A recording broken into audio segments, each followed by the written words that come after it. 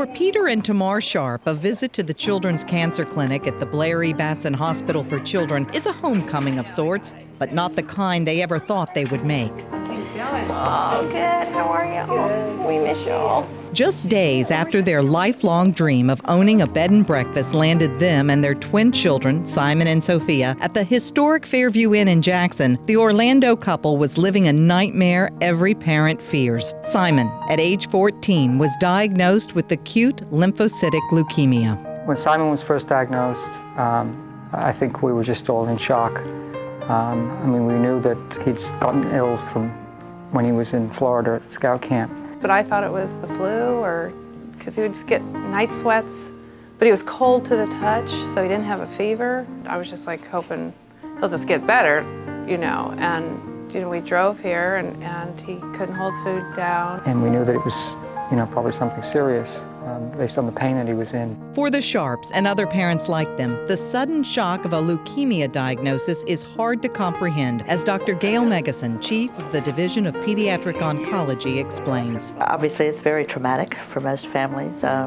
It's the diagnosis they never expect to have. Childhood cancer is rare, but to these families, all bets are off because they have already exceeded the rare. For the Sharps, it was just, they had just moved here, they had just bought a new business. I can't imagine how traumatic it was. I cannot even begin to walk in those shoes.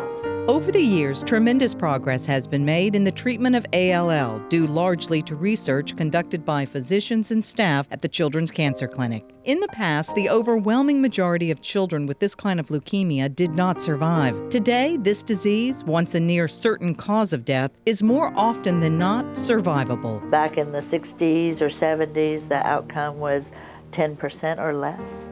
To now, the outcome for good risk patients with ALL with all good markers would be up to 95%. For all comers, it's 75 to 85%. Thanks to research, to multi-institution or cooperative group research, we've made dramatic progress. But despite that success rate, Simon lost his battle with ALL 15 months after his diagnosis. After a rapid remission, he began having adverse reactions to the chemotherapy drugs intended to help him fight the disease. He died at age 15, one day after he recited the Boy Scout oath for the last time and became an Eagle Scout. Simon handled it like a champ. He never complained. Actually, he liked being here. Well, Simon has always been someone that evokes a courageous spirit. Simon's positive attitude and his concern for others was an inspiration to the staff who cared for him. He was always very optimistic and willing. You could come and say, well, it's back and we've got to do this. And,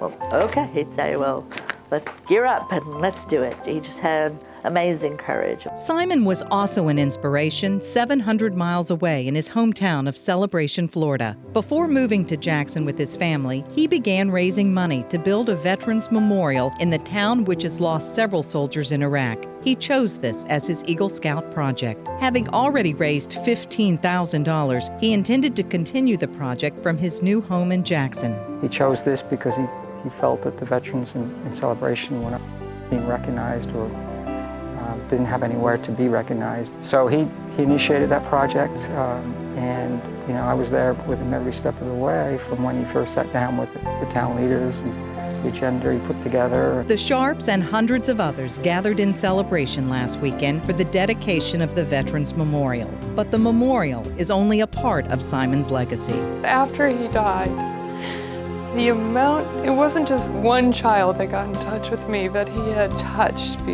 in our hometown of Celebration. It was numerous children, and they were the underdogs, and they were the kids in the school that everyone picked on or just didn't fit in. And they said how Simon was he made them feel special and important, and he was always kind to them or stuck up for them. Several months ago, Peter and Tamar created the Simon Sharp Eagle Fund to benefit the two organizations that came to mean so much in Simon's life, the Batson Children's Hospital and the Boy Scouts of America.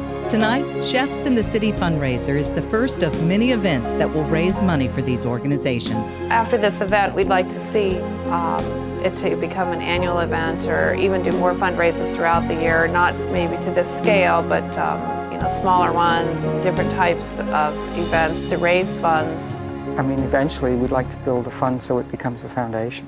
I mean, you've got to start small to build big. But perhaps Simon's most lasting impact will be on his friends who gathered for a memorial service, returned for the dedication of the Veterans Memorial he helped build, and in his memory wrote and produced this song. The memories, will they fly by?